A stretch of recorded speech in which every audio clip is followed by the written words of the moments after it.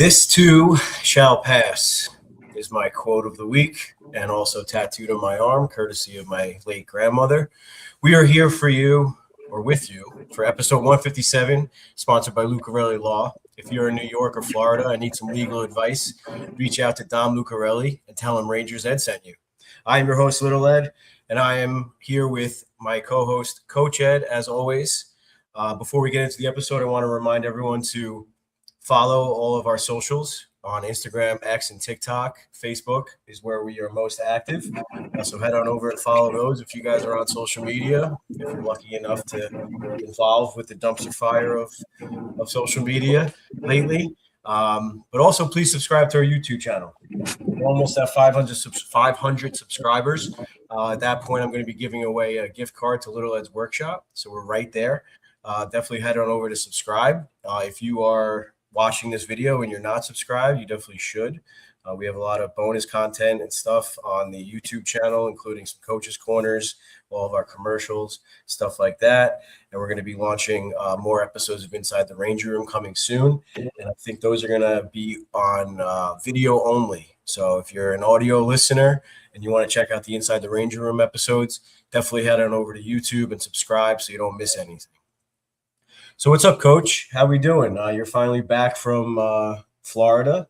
We had a nice venture down together, another one all the way down to Florida in the moving van, and you dropped me off in Georgia. So how was your trip, or how was the trip in general?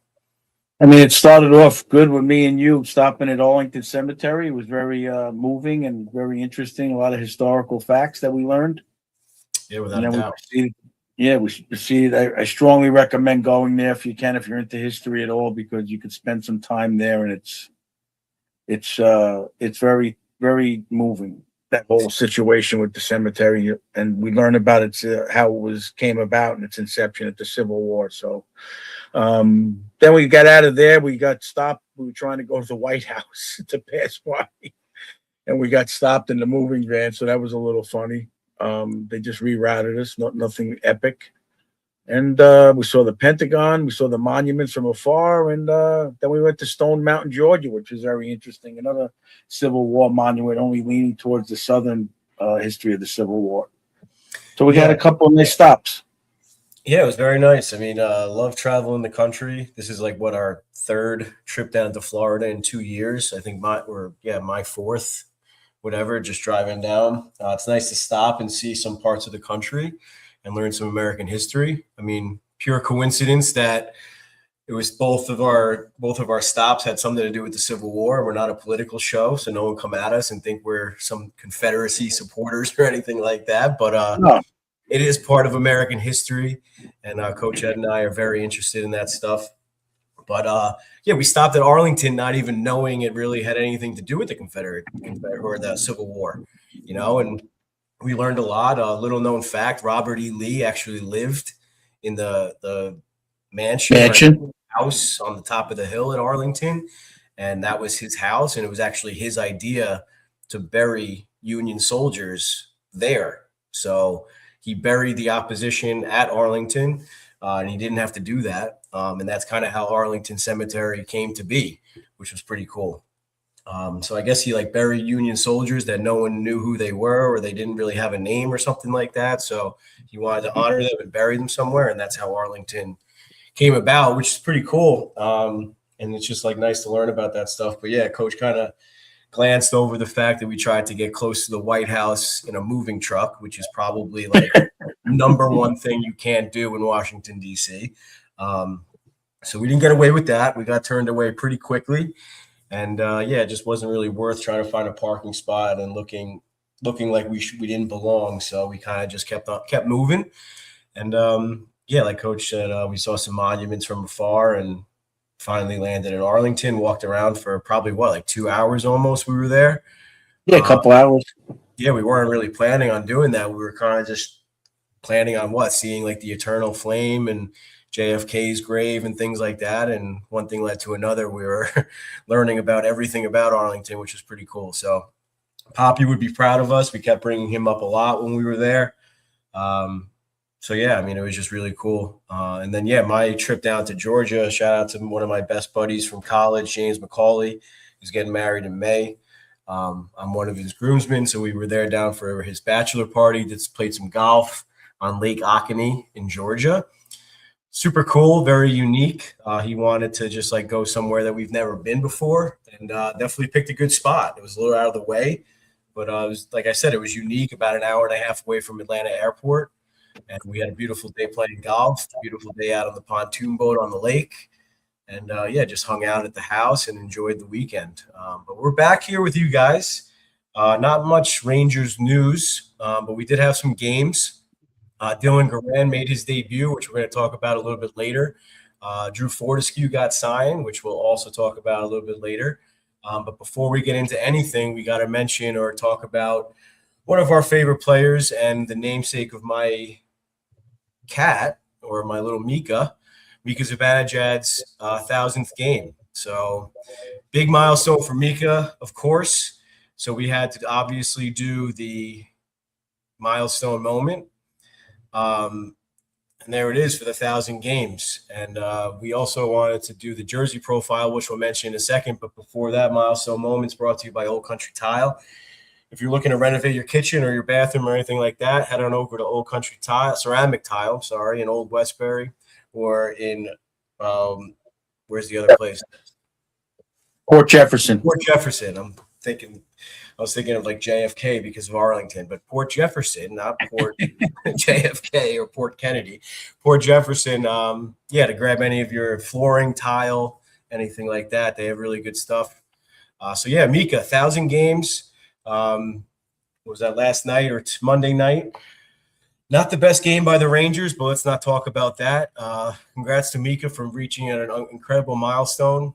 There's not a ton of players in the history of the NHL that have done so. Of course, he was drafted by Ottawa, traded to the Rangers for Derek Brassard, which in hindsight was an absolute steal. Brassard was a great player for the Rangers, but obviously Mika turned out to be an even better one, I think, setting franchise records, hitting 1,000-game plateau, and doing so against his former team that not necessarily gave up on him, but traded for a different player heading into a playoff race.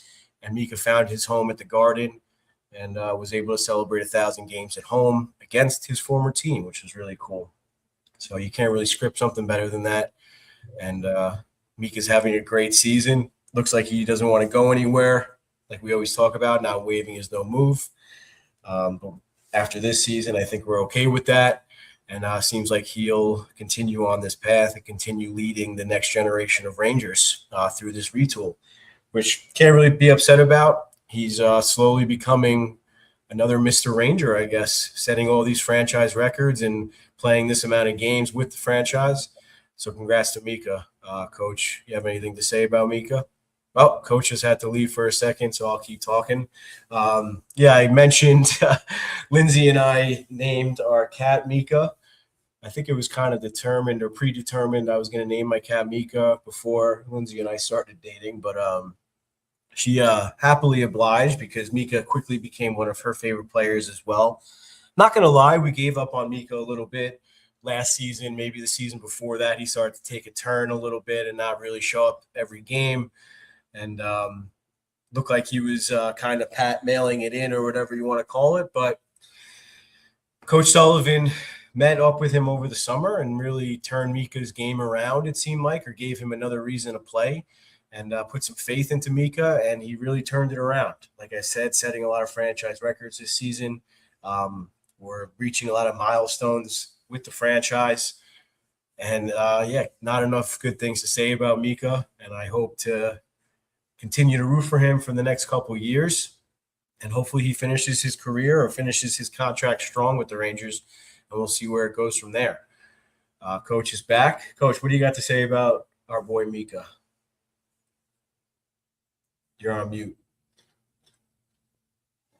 I apologize for that. I may have to get up again. But yeah, I mean, you touched on it. We got a little on him last year, but I think everybody was frustrated with the team. And when you look at his career stats and getting that ceremony, how it was a very nice honor with his family there, his mom and dad. Very nice ceremony. And Glad he stayed because he was definitely a positive this year. Yeah, I thought it was really cool that his wife also did the narration on the video. Yeah. I think she's a broadcaster in Sweden for soccer. So obviously she has a voice for it, and she did a great job. Yeah, coach might be cutting in and out. He's not feeling well. He came down with the flu after his trip to Florida, which is pretty crazy because a lot of my friends have the same thing coming back from Georgia. Pure coincidence. Push through it. Everything's good. I guess he'll have his flu episode, I guess. So yeah, with that, I wanted to get into the jersey profile as well. Obviously, as always, sponsored by the Blue Line Blue Shirts, Mark over there with his amazing Ranger Room. And like I mentioned before, inside the Ranger Room is going to be coming soon with another episode. And he's going to be the host, or he's going to be forefronting that a little bit with all of his memorabilia and his expertise, if you will. So if you're watching on YouTube, you can see he's got a nice signed Mika Zibanejad. What was that? The 80th anniversary jersey, I think. The third jersey, the navy blue one with the New York down the red New York. No, 85th. Yeah, it was nice. 85th anniversary, not 80th. I believe it was the 85th. 85, I believe. Yeah. This is why we need Mark on. I don't know all this stuff.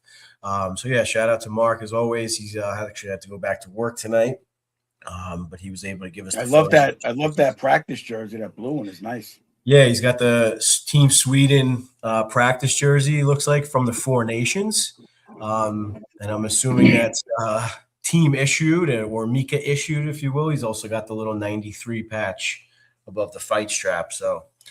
Looks like those are both Mika's game-worn jerseys. One of them signed. I can't tell if the Four Nation one is signed, but I don't think so. So shout out to Mike over at the Blue Line Blue Shirts. Follow him on Instagram at the Blue Line Blue Shirts. If you're watching on YouTube, it's right at the top of our screen as always. And you can see his amazing jersey collection and the rest of his stuff. It's a lot of stuff. Is what? It's a lot of stuff. It's a lot of stuff. So yeah, once again, congrats to Mika. Cheers to 1,000 games. And I know it's hard to reach 2,000, so I don't know. Cheers to another 500 more. I guess we'll get there first. So keep going, Mika, especially on this path. If you're going to score 30 goals a season, you can stay here as long as you want. All right, on to the next thing. The big news coming out of the weekend was the signing of Drew Fortescue out of Boston College. I mentioned this on an episode or on our trade deadline episode when we covered all the trades and whatever, the signings and stuff recently. And this is just another NCAA signing. Good stuff. Boston College, Sullivan, Quinn, Drury, they all have ties to Boston College and Boston University. I'm sure Quinn called his coach. I'm sure he has a relationship. He definitely did. They said that. He had a big discussion. Obviously they're doing their homework, and that's kind of why I named the episode this, Getting Well Organized, and I'm going to play a clip in a few minutes kind of to double down on that. But it's good to see that these things are happening. Everyone was kind of upset, or everyone is upset that they're going through another retool and they never won the Stanley Cup with the previous team and yada, yada, yada. But my biggest argument is we've been waiting for an actual organization for a long time. And this is just another sign of that they did their homework. They're signing the right kind of player, the right mentality. And I think the more, like I said on the other episode, the more NCAA players, the better, in my opinion. They're already regimented. They've been lifting or working out a ton almost every single day, practicing, whatever, on a college schedule. And they're playing against players or strong players that are on the same regimen, or maybe even older than them. Like some of these kids in college are 23, 24 years old. And I actually heard on the radio today, I thought it was very interesting. Coach, you probably weren't listening today because you were traveling, but on Mick Curran's show from 11 to 1 or whatever, he had, I forget what his name is, but he always has, it's like a college scout, or that's his expertise is the college. He said that the NHL should kind of almost look at the NCAA or make the NCAA like a AAA or a AA team in baseball. He was trying to compare the farm system of the MLB to what the NHL could have. And he was like, why can't they make single A, like a junior league, the OHL, the USHL, blah, blah, blah. then Double A is the NCAA, and then Triple A would be the AHL. So like, I guess he was kind of saying like every NHL team would also have like an NCAA team, where I guess maybe they would pay the kids tuition or whatever, where they can like send him to the draft him out of the OHL and then say send him to Boston College. I thought that was pretty interesting. But Interesting. I don't know how good that would ever work. happen or what the rules are with that and stuff, but I thought it was interesting. Not a bad idea. I think it already kind of acts like a step below the AHL. We've talked about that a lot, and that's the one thing that Sullivan said in his press conference when they said that they signed him. Someone asked him, and they said he's still a young kid. He's got to put on some pounds, but he does play with that edge we've been talking about, the common denominator, where his physicality, his puck moving out of the zone. He plays with a smart anticipation, and that's his focus, it seems to be, in his last few press conferences. So we'll see if they get him some time. I don't know if he's playing tonight. Do you know that? I don't know that for a fact, but everything I saw on Instagram kind of pointed in that direction. Oh, yeah. But I'm not really sure for sure. But I also just confirmed that he played with Gabe Perreault also. Yeah. I don't know if he played on that line or on his Well, he's line. a defenseman. Oh, duh. Yeah. So I don't think I made that mistake in the beginning of the season when we were talking about it. Yeah, that's probably what I'm thinking of. But yeah, he's obviously a defenseman. But just like that chemistry, having like the familiar, I can't say that word. I'm not gonna try. Familiarity. Yeah, familiarity with a teammate and stuff. Just being comfortable in the locker room. You know, having someone to sit next to or talk to on the bus or on the plane or whatever goes a long way. And I'm sure Sullivan or Drury or whoever talked to Gabe too, and asked him how he felt about him. You know, so. Well, he's also a Team USA guy. I don't know if he went through the development program, but I know he was at World Juniors this year. Yeah, I thought he had. That's when we were talking about him. How I thought he had a great tournament. So it's very interesting. Another USA guy. it is very. Yeah, it's also interesting. Like back to my thing is, you used to not be able to play juniors and then go to NCAA. Like that was considered like you were almost like a professional. Do you remember that? Yeah. Now they made the rule that you can. So if you're 15, 16, 17 playing at like a very high junior level in Canada or even in the US, you could still go to NCAA. So like I said, like you could draft someone, like the Rangers could draft someone out of the junior league and be like, hey, it's probably a good idea you go play for so-and-so at Boston College. And then you come play, then you go to the Wolfpack, and then you come to the Rangers, you know? And that's kind of what you were saying, or what we've always said, of developing the system in the minors and having the head coach of the Rangers, the head coach of the Wolfpack on the same page with systems, with all that stuff. And once again, that's why I named the episode Getting Well Organized. And we might as well just play the clip right now. All you guys or whoever in the hockey world, you might be familiar with it already. It's Connor McDavid talking about Tampa. It's about a minute long. So I'm just going to play that, and then we're going to discuss it and then coach is going to bring out the whiteboard as well.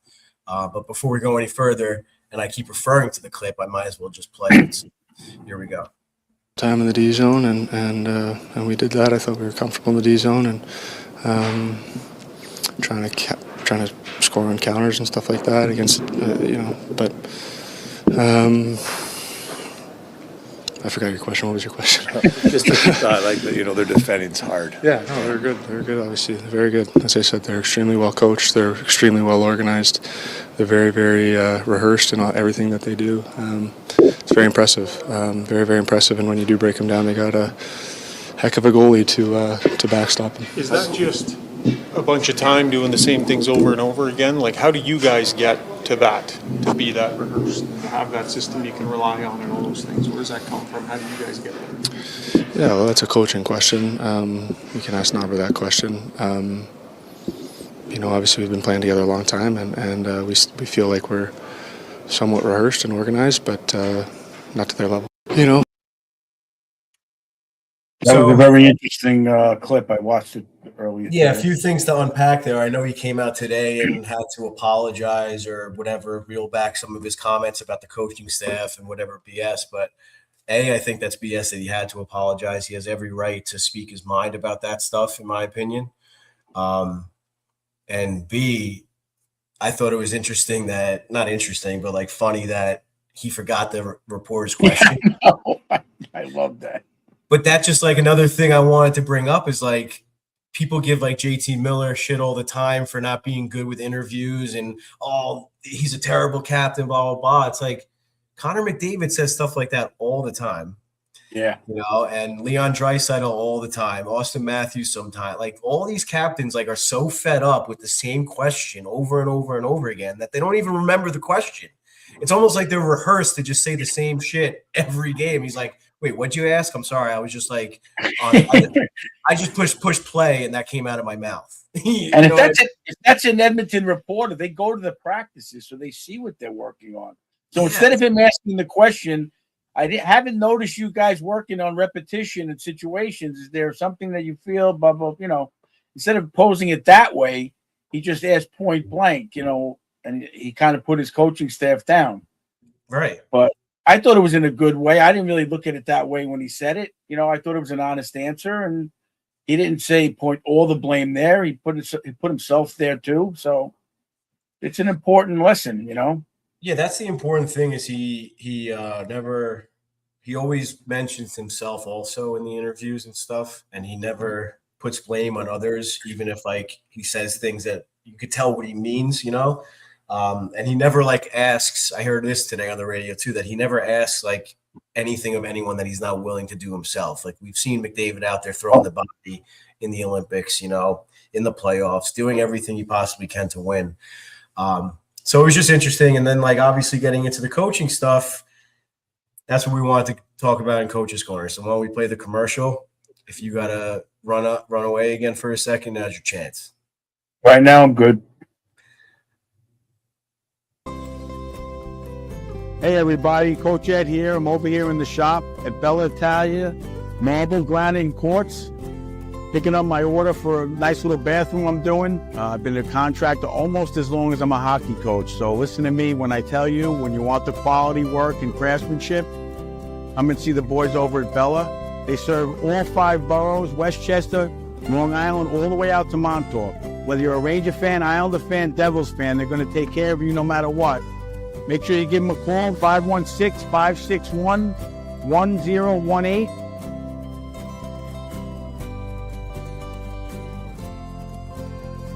Let's go Rangers.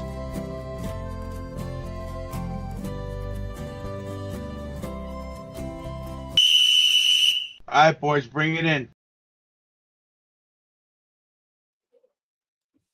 Yeah, so with the whole coaching thing, obviously Tampa is one of the best coach teams in the league. They have been for a long time.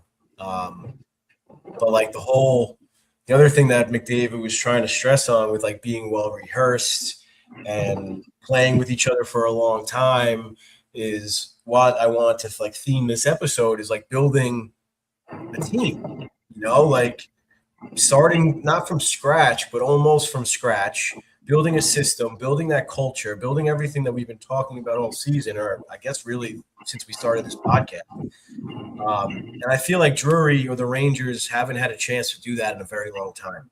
And finally, they are doing that.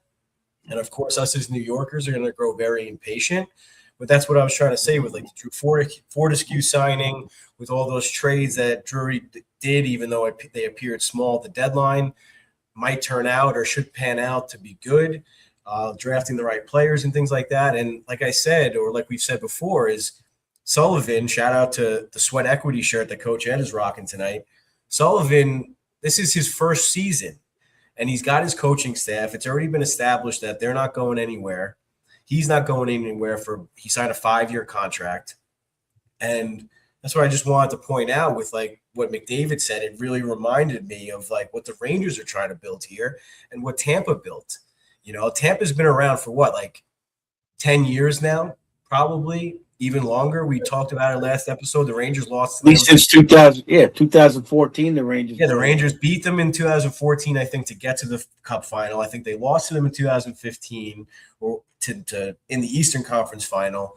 So they've been a good team for like over a decade. And 5 years before that, when they had like Victor Hedman and Stamkos and like maybe the early days of Kucherov, they weren't that good. it took years and years and years to play together, build that culture, those systems, for Cooper to instill that in all the players. And now they have that system and they are able to stick around for this long and just plug and play with different players and free agents and trades and like third, fifth round draft picks and all this stuff.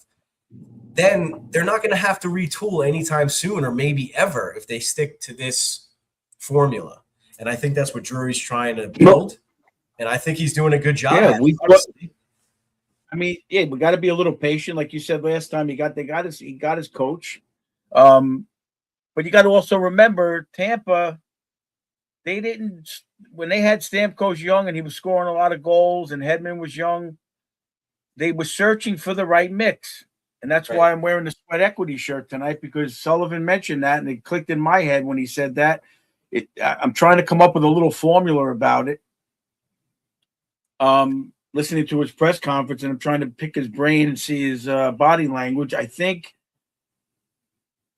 they're frustrated. I also looked up since 2000, the last 25 Stanley Cup champions, the only Stanley Cup winning goal of anybody of any superstar status or stick handling ability was guess. You should know this one. Yeah, guess. Stanley Cup winner? Game-winning Stanley Cup goal. Sam Reinhart? No, Patty Kane. I mean, I consider Reinhart a goal scorer, but not like Patty Kane superstar. No, yeah. He's I mean, that's my biggest argument all the time about Florida is they don't have that guy. Even Reinhart's a 50-goal scorer, but he's not like a flashy goal scorer. Right. He's not a dangler. He's more like a Brett Hull type. Where no, I got you. It depends on your outlook. But yeah, I'm on the same page with you. Yeah, so Patrick Kane. And that was against Philly. Up in the right position to shoot, and that's how. And it wasn't even a nice goal. No, it was tucked in the short side. So again, I looked it up. If anybody has the chance to look it up, I mean, there were some good players that scored, but I'm not talking about. It wasn't a Sidney Crosby. It wasn't an Ovechkin. It wasn't Malkin. It was the hardworking, gritty guys. Rupper got one for the Devils, the game winner. It was the guys, because when you rely on those guys and then they shut you down. We've talked about it many times. You need the third, fourth line guys to pick up the slack. So I think that's what they're angling towards. And those are really the Sweat Equity guys. You know, not that the other guys shouldn't play hard, but to me, that's a big part of it. And if you look at Tampa, we talked about it last week as well, how their system, their AHL system, they do like I've been raving about with the Atlanta Braves. They have their minor league system. So they bring a guy up. This is what we're going to do. They're doing it already multiple games.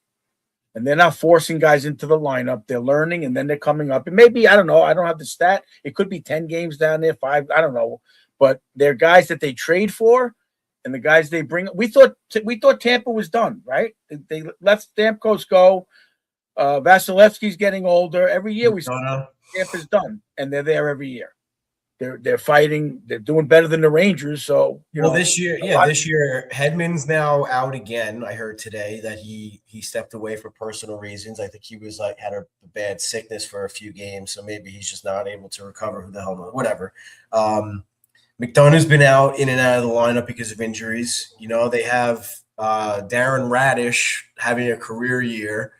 Like these things, it's not magic. It's not a coincidence, it's not a coincidence. It's like this is how the team is built, and this is how they're able to succeed year after year after year. Yeah, of course. They trade for Jake Gensel. They re-sign him. They're able to attract players like that, but at the same time, they're winning games with like no defenseman.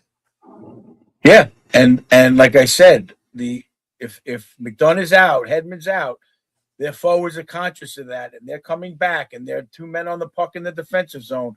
And like McDavid was saying, I know all my years of coaching, I tended to be a little repetitious because I always used to watch Vince Lombardi, like I've said before.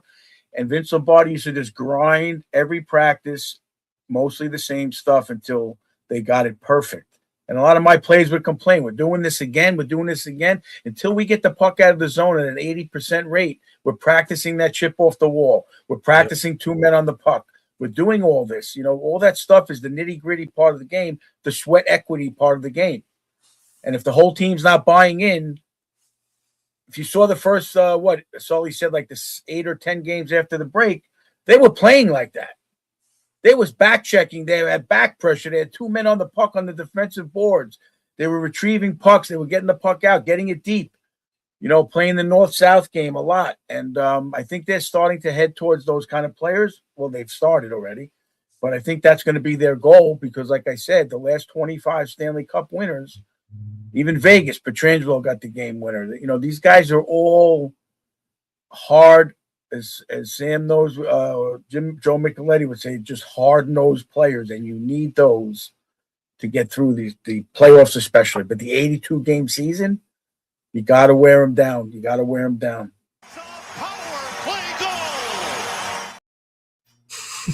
Boy, Sam. I had to throw it back to the broadcast banter since you brought up Micheletti. We have to flop on Mika, like you said before, because we were down on him last year, but I think we were just down on the team and we expected more. But what a player when you look back and see his feats and the way he plays. We're lucky to have him for this long. So hopefully he could be here if we make a run at anything. Yeah, he's a great two-way player. And when he's on the top of his game, when he's wet hair Mika, he's putting in the sweat equity. He's putting in the sweat equity, and you could see it with his wet hair, like the interview last night. I mean, he's one of the only ones skating out there in between periods. When Michel Gingras asked him about the 1,000 games, he's out of breath. He's like at a loss for words. You could tell, like, he's just like, I don't know. Like, these guys, like, they don't have an answer to everything. They're humans. But that same guy that was talking about the farm team thing, he says it like it's like he's on like every show, but whatever. I'll get his name. He said something that they really look at now, scouts, is like even like a star player. You're not going to be on your A game every single night, right? So even like a star player, other than like McDavid, McKinnon, like those elite players, they pretty much are on their A game every night. But players like Cole Caulfield, they brought up, even like Artemi Panarin, whatever, Mika Zibanejad, any of these guys, it's important to look at their B game, like their second best type game, and that's where the sweat equity comes in. And I've said it a million times on this show too. It's like, if you're not going to put points on, if you're not going to be on the score sheet with a goal or an assist, how are you affecting the game? How are you changing the outcome of the game? Are you getting into a fight? Are you throwing a hit on every shift? Are you forechecking? Are you winning the puck battles like you just said? Things like that. It's like you have to find a way when you're not at your best to still make a difference in the game. And that's what they're really looking at lately, he said, as scouts. And I think that's kind of what they're on the pace or on the verge of doing. Like with players like Greentree, he has all of that skill. He has the ability to put the puck in the net. What does he do when he's not having a good game?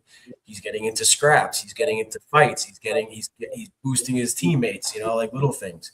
So I think that's just another step in the right direction. Like we said, the right attitude. I came up with right now 6 points of a sweat equity that I listened to his. Thanks, guys. I hope I don't have the flu. I do have to work tomorrow. I came up with 6 parameters for Mike Sullivan, listening to 3 or 4 of his press conferences of the sweat equity, which I feel he's leaning towards when he talks about that. One is he talked about the lack of anticipation of the where the puck is going. We talked about that with Gretzky all the time. Head in the right direction. Don't watch the puck and then skate. Know what that player is going to do. Know that when your defenseman has the puck in the corner, know his options. You want to know that he's got 2 options, up the wall or behind the net. So your partner's got to know it. The forward's got to know it on the wall. The center's got to support him in the corner. And so he said that's what they were getting away from. Their anticipation, their physicality on supporting the board battles in the defensive zone. I mean, it should happen in the offensive zone as well, but the game starts in the defensive zone, and they got to get it out.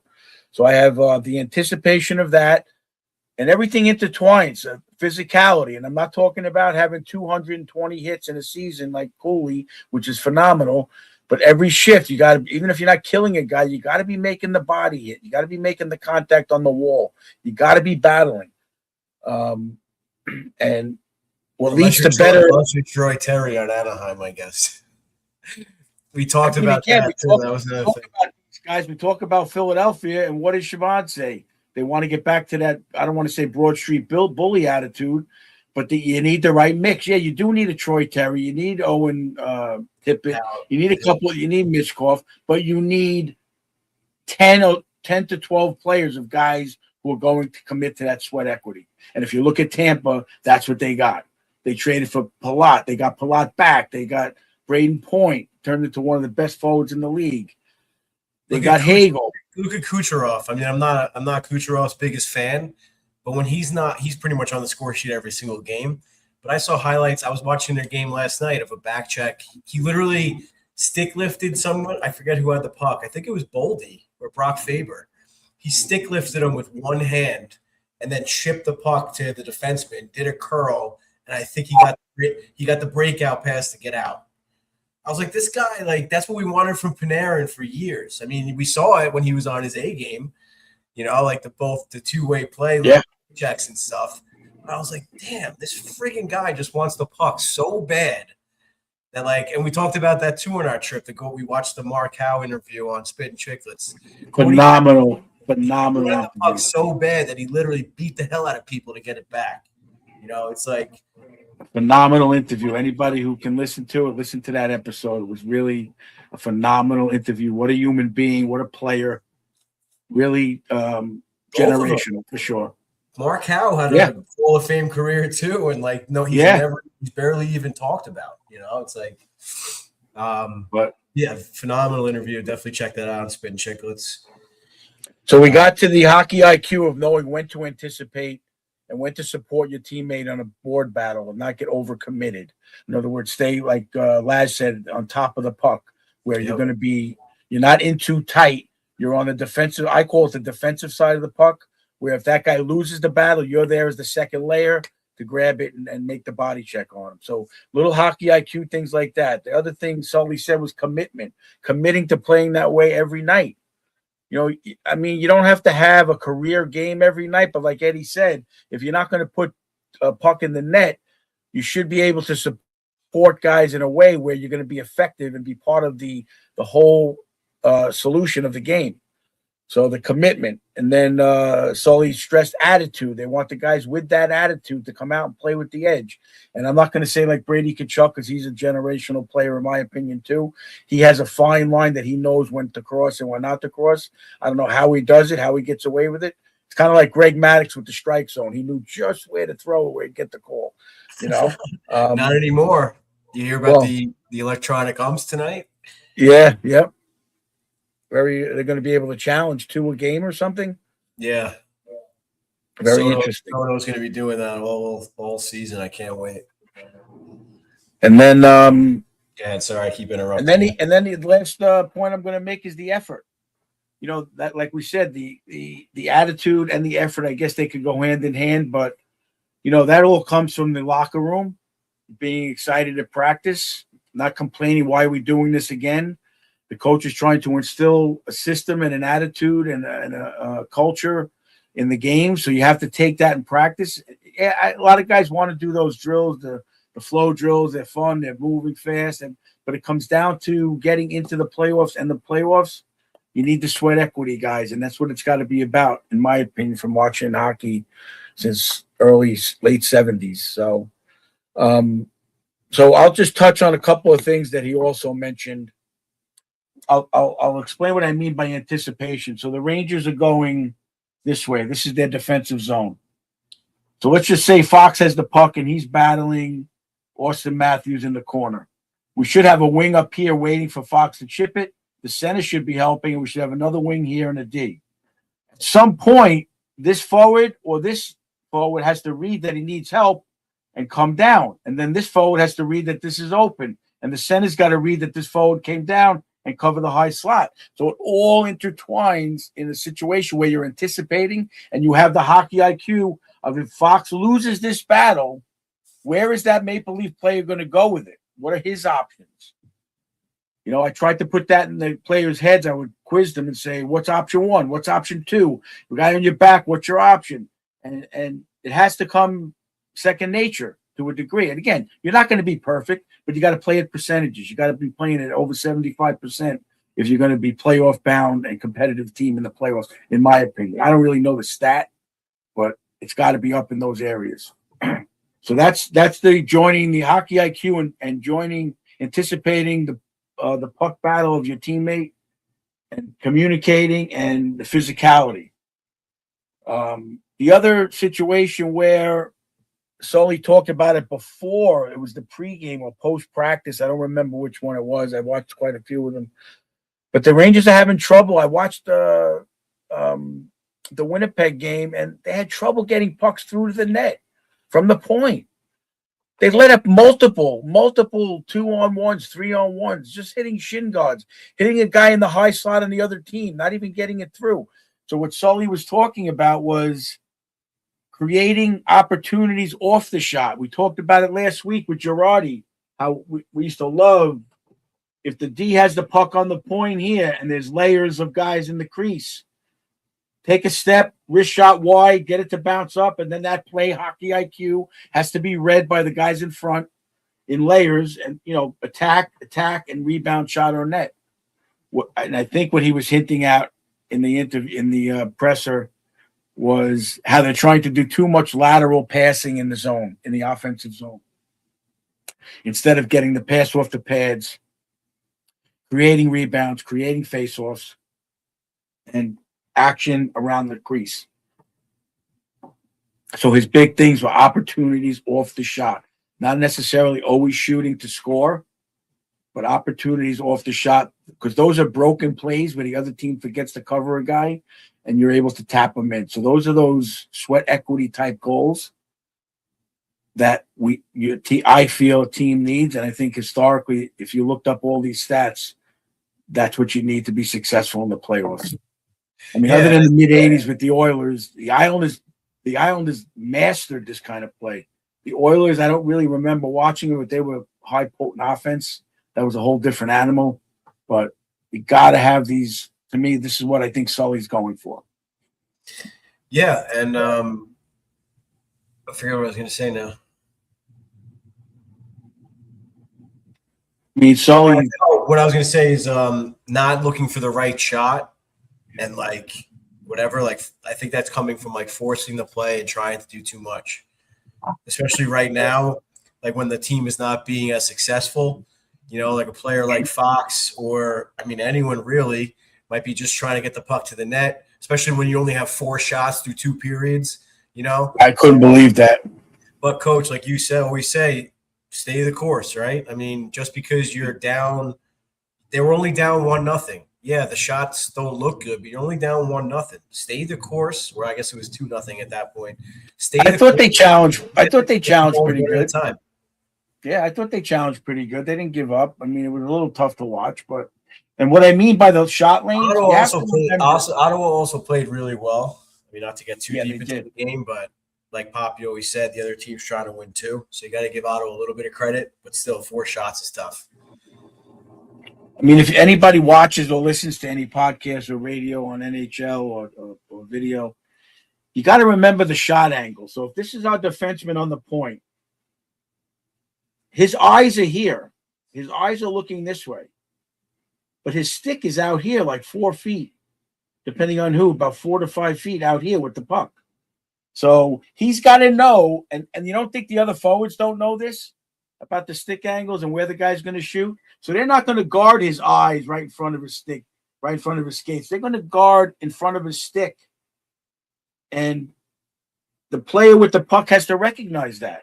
That's why you see them hitting shin guards a lot.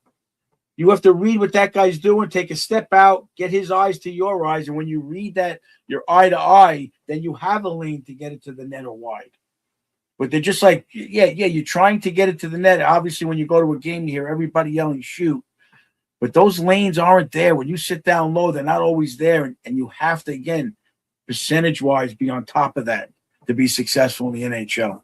You got to make that goalie work and anticipate and see where the puck is going to bounce off the wall. Deflections, you're going to get deflections in front. So you got to have the layers in front to stop those blocks, or if it does get blocked, you can retrieve it. Against Winnipeg, They were hitting guys in the high slot, and Winnipeg was just taking it and going. And we had 2 guys down low. I've been saying that for weeks. Yeah, we're getting net front presence, but we're getting 2 guys down here. And if it doesn't get through, now it's an odd man rush the other way. And you have the center or the third forward chasing, which isn't an ideal situation over 60 minutes. So to me, those are the big things. That defenseman has to be better at reading that lane to the net. And if not, get it in the corner or get it to where it could be a puck battle could happen. Yeah. Shout out to the fans for watching the show tonight. Obviously, the Ranger game just started, but Fox actually just did a nice one. He wound up for a fake shot and then did like a slap pass to someone that was in the slot. I think it was Laffy. So, yeah, if you're watching the game, that's kind of what Coach is talking about. He's looking for those types of plays and not trying to force a shot when it's not there. But obviously, when it's 0-0 and you already have 4 shots on net, it's a little bit easier to do something like that. But, yeah, hopefully they stay the course and they're able to make some smart plays tonight. Are those the markers I sent you? Yes, there are a couple of them, yes. Are they bad, or maybe it's time for a new whiteboard? They're fine. I got to clean the whiteboard. I got to get – there's a spray I saw. Not the pump spray. I saw at the airport they use this – looks like a Windex bottle. I'm going to try to get one of those. Well, it might have just lost its shine or something, but – or when it has oil from your hands too much, you can't write on it. from erasing. My callus has probably eroded the shine of the dry erase board. Yeah. So, do you have anything else for us, Coach, or is that it for the corner? I mean, I think that's a big part of what Sully's trying to do. And again, I'm not saying he's blaming it all on Panarin, but I don't think Panarin was effective in playing like that. His skill level's at a different target. And I think that's what Sully and the staff and the GM are angling for. Yeah, there was a time in the NHL where that type of player really excelled, right? When they really started cracking down on the clutching and grabbing, the hooking, and blah, blah, blah. But I think there was that brief period of that, and now the NHL is starting to head back in the other direction. I mean, once again, I listened to the radio all day today while I was with my clients and stuff. They kept talking about how the Maple Leafs didn't respond to the Austin Matthews situation. Now everyone in the league is almost like doing it to like the 9th degree, you know, like the show. Yeah, every team must have had a meeting being like, this better not happen with you guys, you know. Yeah. Every little thing seems like everyone's sticking up for each other, and like it's getting down to that crunch time where I say it all the time. Regular season's all fun and games, but last 20 games of the season into playoffs, much different hockey is going to be on TV. Maybe not with the Rangers because they're already out of it, but with all these other teams, if you're watching other games, this is when it starts. The East wildcard race is going to be crazy all the way up to the end. I mean, the West isn't as exciting, but this is where it starts. It's going to be a lot of good hockey and a lot of Maple Leafs just scored a lot of intense hockey games. So definitely check it out around the league if you get a chance. Coach, great Coach's Corner. Everyone else, if you get a chance to subscribe to the Rangers YouTube also and check out all of Sullivan's interviews, post-game press conferences and things like that, media availability. The guy's brilliant. If you're out there and you're not a fan of him or think the Rangers should have went in another direction with coaching, I just simply can't agree with you. The guy just has a hockey mind and really just like a motivational mind, or like, I guess just being a coach, you know, just having all the right things to say, quotes in his back pocket, motivational stuff. You saw all this stuff of him in the Team USA locker room. Just great, you know. So I don't know how you wouldn't want to play for a guy like that. I don't know how you could sit in the locker room and not come out flying after something like that, but we'll see what happens. Hopefully, like we said, things are heading in the right direction and the right attitude players are coming in hot. They said that he I forget who I was asking about his where he gets these sayings and quotes from, but I remember someone saying that he played under Jack Parker at BU, which is a famous BU coach. I think he coached like 40 years at BU or something crazy. Yeah. And they said that's where he got a lot of – was the guy on the interview on that I said with Sully, the guy in Minnesota where Sully played with him at Phoenix, I said last week, and he said, we're allowed to score. Yeah. But he said that he used to listen to Jack Parker, and that's how he, again, you get a player like that who's going to listen and do it. Right. I had a couple on Stony Brook that were like that. You just love it when that kid's doing what you're asking him to do, and it's effective. It's a great thing to see. But that it's got to be 19 out of say 17 out of 18 players. It can't be 10 out of 18 on a given night. It's got to be line after line after line, playing the same way. Yeah. Yep. Without a doubt. And the minors too, like we talked about, everyone playing the same way, buying into the same program. And you see all the successful teams doing that. Florida, Tampa, Colorado, all the teams that are there year after year. And it was the Rangers for a while, for a couple of years. But like I said, I don't think those teams were built, if you really look back at it, those teams were built very oddly. And it was kind of like they captured lightning in a bottle, like they lucked out with a lot of the trades, the signings, like obviously the big thing is the Rangers can't develop players. There wasn't a lot of that. They just lucked out and they meshed and they came together as a team in the right way. But now I think it's time to really just build something from the ground up. And that doesn't mean like trading everybody or blowing up the team. It's just like starting fresh or starting from scratch, especially like I said, with the new coach and all the systems and everything like that. I mean, I get the whole developing of players. I agree with it to a degree, but it's kind of like the analytics. You still have to have the player with the right attitude. It's got to be in his DNA to want to commit, do what it takes to learn and win. You talk about Boyle, talks about it all the time. He was a first-round pick, and he quickly learned, I'm not really a first-round pick in the NHL. I'm going to need to do these certain things to succeed. And he figured it out, and he learned it. You have to be willing to understand that, know your limitations, and be that sweat equity guy when you need it. And he ended up playing how many years? Like 15 years or 14 years? Yeah. And he was that reliable face-off guy, penalty killer on every team. A lot of teams went after him when he was available for that reason. So it's it's a lesson to learn. So they need to. So I do agree with development, but you also have to draft the players with the right character and attitude. And that's where it comes in with moving up in juniors and talking to coaches and watching games and so on. Not looking for the best players, Craig. Looking for the right ones. Correct. Well, with that being said, the Rangers haven't had a hard time developing goalies in a very long time. Dylan Garand made his NHL debut finally. I thought he might have gotten a game or two. I thought he did last year too. Yeah, I didn't know he hadn't had any, which I thought was crazy. He's a phenomenal goalie. We've been watching him down in Hartford for a while. I think he's been ready for the NHL for a few years now, but maybe the Rangers are just being patient with him and they're not really sure what they're going to do with Igor or how long his magic is going to last. I mean, that was my first thought is like, this is an odd time to call him up, after saying that they're going to go through the retool. They're not really sure about the future and blah, blah, blah, blah, blah. Was it Quick Hurt? Yeah, but last time they called up that guy. Right. Spencer Martin, right? The other guy that has NHL experience. I think they were more. I think they were more in the run in the hunt back then. Yeah, but I don't know what they don't see in Dylan Garand. Obviously, finally they gave him a chance. He stood in there strong. I think made 25 saves, 25 something saves. Played a great game. Lost in the shootout, but definitely did his part. What are your thoughts on the situation? I mean, do you think there's a world where they trade Igor for a haul in the summer and they just go with Garand? I mean, I would be surprised because when you get a goalie like Igor, of Igor's stature, he's a little injury prone. That's what we knock about him. But I think they more need a guy that can handle more games in the backup position, say 20 to 25, so that Igor doesn't abuse his body and he's ready to play in the playoffs, because then they'll ride him in the playoffs. But again, that second goal is not going to succeed without the sweat equity type of team.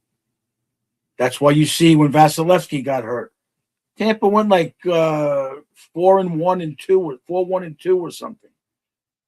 This is why they dig in, they play the right way. So that's what they need to get to. And I think with Igor, with a very good defensive team, is a lot better himself, and whoever they have backing up is going to be a lot better and be able to handle it. Yeah, And that's kind of what happened when Lundqvist got hit in the throat. I think it was the President's Trophy year when they went to I don't know if they went to the final that year or if that was the year that they lost in the Eastern Conference final. But Cam Talbot stepped in and played like 20-something games, and the Rangers didn't really move in the standings at all, So Yeah, he did great. So, yeah, I mean, I agree with you. I just looked it up. Igor Shesterkin's full no movement clause kicked in this year. So you would have to waive anything if that was even like a reality. But like I said, I think the whole retool thing is being overblown. I said that with Arthur.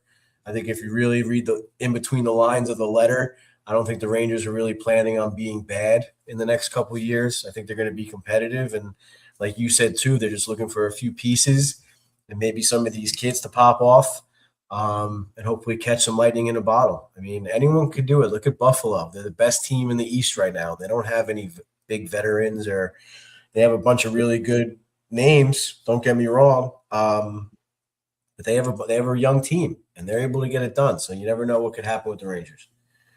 I guarantee you, Lindy Ruff plays with that repetition practice. He's old school. Guarantee you, he's drilling that into them. And once the players see that working over, like what were they, like 1-10 in the beginning or something ridiculous? They were free. They were signed off on early, and now since the beginning of December, they're the best team in hockey. So once they do get that lightning in the bottle and they see that it works, the players get confidence. They hang out with each other. Things happen. The goalie feels better. It's a whole. There's a lot of pieces that need to fit, and it's good to see Lindy Ruff doing good for sure. Yeah, there's a chance or a good chance that not in the running, but he might win the Jack Adams this year.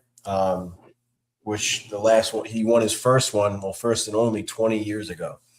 So that'd be pretty wild to win two of them 20 years apart in two very different eras of the NHL. So good for him. The Devils gave up on him. I mean, Buffalo gave up on him too. I mean, they fired him 10 years ago or something like that. They brought him back. All the Buffalo fans are giving up on him again this year. And look at where they are now. So like you always say, you're just looking for that right mix. You're looking for the right attitude. They fired their GM. The players all of a sudden turned things around. The team wasn't much different in the beginning of the season. No way. Oh, really? They didn't get anyone at the deadline except for Sam Carrick. They didn't really get anyone like crazy. So, yeah. It's all about finding that right chemistry, the right mix, and the right attitude.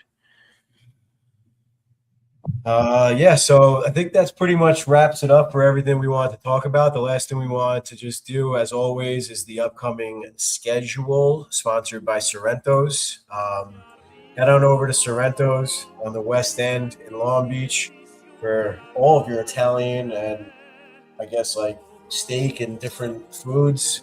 They just have everything you could want. Their espresso and their cafe, their desserts and everything are amazing as well. Definitely head on over to the West End. Our fan or our friend Pete, James's friend from back home, was at his bachelor party. So I had a chance to hang out with him for the first time in I don't even know how long, probably at least 4 or 5 years, maybe even longer. But he's a very loyal listener. He listens to us every week, and he said that his family members were coming to New York. And he's like, you got to go to Sorrento's if you're going to New York. So I thought that was really cool. So shout out to Pete. I know you're listening again. Thanks for all your support over the years. And it was great getting together with you again. And we'll see you at the wedding as well. But yeah, just to say, like, if you're coming from out of state and you hear us talking about Sorrento's all the time, it's worth it. It's located in a nice little beach town. So it's a good touristy spot as well. So head on over to Sorrento's and grab your game day meal and tell them Rangers Ed sent you. So yeah, tonight, obviously, they're playing the Toronto Maple Leafs. The game started at 7:30. Don't worry, we'll be off here soon so we can all watch the game. Friday night, they're playing the Blackhawks at 7 o'clock. You can find that game on the Chicago Sports Network or MSG. Then they're coming back home on Sunday, 1 o'clock against the Panthers. It's a Sunday game. And then before we hop back on for another episode, they'll be taking on the Devils again So they didn't play the Devils all season, and now they're playing them for the third time in like 2 weeks, 3 weeks maybe. And they got killed 2 And they got- times. Yeah, so hopefully they can at least keep this one close, maybe get some payback. And that game will be Tuesday night at 7:00. And then we'll be back with you guys next Wednesday with another episode. When is the live show at O'Brien's? Oh, yeah. So before we sign off, got to give O'Brien's a shout out. April 18th, right? No, I think it's the 13th. 13th? Yes, April 13th. It's a Monday. That game is against Florida. It's an away game. So we'll be at O'Brien's for another watch party with a great drink and food deal to be determined or to be announced. So if you guys have a free Monday night and want to come check out the game with us, head on over to O'Brien's. And before then, if you're pre-gaming a Ranger game, it's a great spot to head on over to. So shout out to O'Brien's Bar and Grill. Best drinks, best food outside the Garden you can ask for. And yeah, great people over there. So thank you, Pat and Mike over at O'Brien's. Looking forward to continue to work with you guys in the future. Anyone else, Coach, did I forget? Long Island Sports Network. Mike, thank you as always for letting me use your Adobe password and helping me edit all of our episodes and our other content and stuff. Really appreciate your support over the years. Old Country I mentioned already. Bella, of course, with Coach's Corner. Suitor Sweet Treats. If you guys are looking for cupcakes or cookies or anything like that, head on over to Instagram and message them at Suitor Sweet Treats. Who else am I forgetting, Coach? I think that covers it. You got Does that Blue Line cover Blue shirts.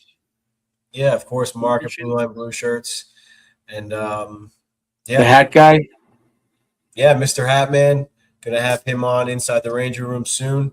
Shout out to him as always, collabing with us on his post. I saw he got another hat today or yesterday. So he's well on his way to 1,000, trying to catch up to Mika. So shout out to him. And yeah, we have a lot of good friends over at the Rangers Ed podcast world. And we're looking forward to continue to grow and talk about the Rangers and watch them grow into a successful and well-organized organization. Go on the instant message to Eddie and get one of these Sweat Equity shirts. They're really nice quality, and it's a great picture of Sully. Yep, definitely. Let's see him at the Garden. That's going to be the theme for the next couple of years, sweat equity. That's what they're going to need to get back into the playoff hunt, get back into the cup contending. So definitely grab one of those shirts. I love that shirt, man. You gotta keep pumping that one. And yeah, fans, thank you so much for listening. Thank you so much for watching. Let's head on over and watch the game. Their boys are down 2-0 right now with 7 minutes left in the first. But hopefully they can come back and get something going. They're actually playing pretty well from what I've seen. So pucks on net, sweat equity, and good things will come. Great job, bud. You too, Coach. Thanks See for doing everybody it. next week. Let's go Rangers. And let's go Rangers, Ed. Love you guys. Love you guys. Love you, bud. Love you too.